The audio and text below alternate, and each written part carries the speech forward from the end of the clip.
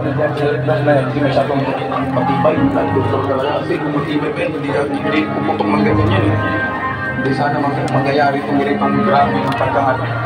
Mangyayari sa dito, lahat ng bahay, wala talaga. Okay lang na. Hindi rin maiwasan magpahayag ng matinding galit ang mga Pilipino sa ibang bansa. Wala man sila sa Pilipinas, kaisa ang kanilang tinig sa panawagang may managot at gumawa ng tunay na aksyon ang mga nasa kapangyarihan. Sa Pilipinas po sa ngayon, nagkakagulo po dahil sa korupsyon. Dati po naka-livestream or ina-upload naman po yung mga court hearings. Tapos doon po nalalaman po ng mga additional information tungkol doon, sino po yung mga kasangkot.